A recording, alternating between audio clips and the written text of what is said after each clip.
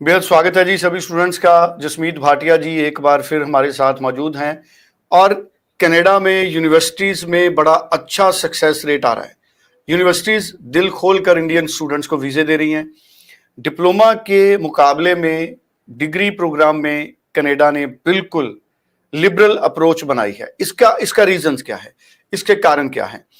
पंजाब के अलावा हमारे इंडिया के बहुत सारे स्टेट्स हैं जहां के स्टूडेंट्स डिग्री में एडमिशन ले रहे हैं।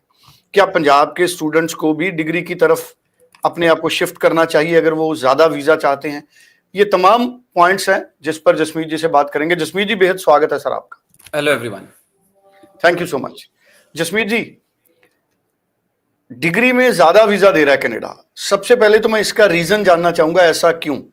और इंडिया के कई स्टेट्स के स्टूडेंट्स तो डिग्री की तरफ शिफ्ट हुए हैं, अभी पंजाब और हरियाणा डिग्री की तरफ क्यों नहीं आ रहा हमारे स्टूडेंट्स? ये दोनों पॉइंट्स पर मैं चाहूंगा पूरी क्लैरिटी आप दें। देखो, पहली बात तो जो पिछले 5 से 10 सालों में बच्चा गया है कनाडा में, वो ऑलमोस्ट सारे डिप्लोमा करने गए हैं और डिप्लोमा होल्डर्स की जिसको कहते हैं यहाँ पे भरमार है। जिसको कहते हैं बहुत ज्यादा डिप्लोमा होल्डर्स इस टाइम मार्केट में हैं जिनको अच्छी जॉब्स नहीं मिल रही हैं।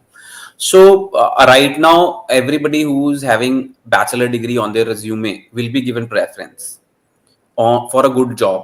So students, आज अगर आप कनाडा आना चाह रहे हो तो मेरे को लगता है कहीं ना कहीं आपको डिग्री सोचनी चाहिए, क्योंकि डिग्री आप ऑस्ट्रेलिया डिग्री करने जा रहे हो, आप यूके डिग्री करने जा रहे हो, आप यूएस से डिग्री करने जा रहे हो, आप जर्मनी डिग्री करने जा रहे हो, then why not Canada?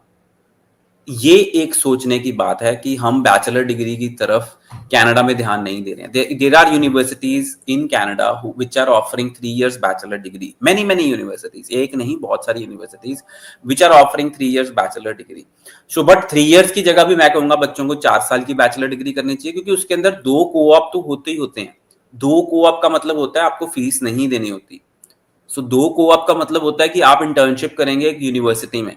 2 co-op का मतलब होता है कि आपको जॉब शायद पहले ही मिल जाए बैचलर डिग्री खत्म करने से पहले ही, क्योंकि अगर आप अच्छी इंटर्नशिप करेंगे तो जॉब की जो क्या कहते हैं जिसको मिलने के चांसेस हैं वो बहुत ज्यादा बढ़ जाते हैं।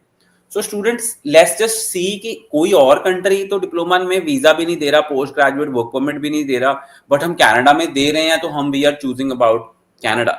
सो राइट नाउ मेरे को लगता है कि ये शिफ्ट होना चाहिए, और कोई पता नहीं बहुत जल्द अगले साल के चेंजेस में ये भी एक चेंज आ जाए। बट ये चेंज इसलिए नहीं आ सकता कि कनाडा एक पॉलिटेक्निक कॉलेजेस प्रमोटिंग कंट्री है। कनाडा में इसलिए नहीं आ सकता ये चेंज क्योंकि यहाँ पे पॉलिटेक्निक्स, जिनको हम पब्लिक कॉलेजेस बोलते हैं, वो बहुत ज्यादा जिसको कहते हैं स्किल्स एंड ट्रेड्स पे काम करते हैं। और यहाँ पे स्किल्स एंड ट्रेड्स वाले जो कोर्सेज हैं उसमें आप डिप्लोमा करें, construction, civil engineering, interior designing, nursing, chemical lab technician, ये स्किल्स हो गई। जो स्किल से रिलेटेड कोर्सेज हैं उसके अंदर आप डिप्लोमा करें। बट अदर देन दैट, जैसे इकोनॉमी, इकोनॉमिक्स, अकाउंटिंग, बिजनेस, ठीक है, एचआर को लेके अगर आप कोर्सेज करना चाहते हैं तो आप बैचलर डिग्री करें। सो आज भी अगर लैंड मास की बात की जाए और स्कोप की पी जाए तो मेरे को नहीं लगता कि कहीं पे भी कनाडा आने वाले टाइम में कम रहेगा किसी भी कंट्री से। Right now see, yes, there is a slow down in the economy, there is a recession, and I think it is all over the world. Right now अगर आप बैचलर डिग्री आप India में भी करते हैं तो आपको कितने की जॉब मिल रही है?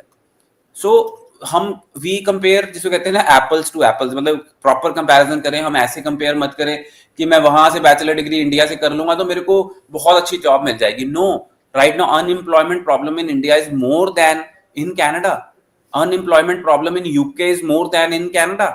सो ये सारी चीजें अगर हम देख लेते हैं तो बाय फार जब तक आप बैचलर डिग्री खत्म करके निकलेंगे, आज आप बैचलर डिग्री खत्म करते हैं, today is 2025 and you will complete your bachelor degree in 2028 और 29, the it will be better for you to get a job and there will be no more recession, there will be no more जिसको कहते हैं जो problems आज Canada face कर रहा है वो नहीं होंगी। सो स्टूडेंट्स एंड उनके पेरेंट्स को looking at Canada, I will tell you it is very very peaceful, it is very very, there is no racial discrimination here. And अगर हम बात करते हैं कनाडा की, it is very very affordable, lot of scholarships are there, it is very affordable if we compare to other countries. And other things like हमारा religion is not a problem, there मंदिर गुरुद्वारा हर जगह है Canada में। So you won't feel कि मैं यार अपना घर छोड़ के आऊं और यहाँ पे मुझे बिल्कुल ही कोई प्रॉब्लम आ रही है। Indian stores are everywhere in Canada, मतलब आपको कहें कि आपको कुछ भी चाहिए, इवन जो कनेडियन स्टोर्स हैं वो भी इंडियन सामान बेचते हैं, दाल, राशन, मसाले सब बेचते हैं। अच्छा, ओके।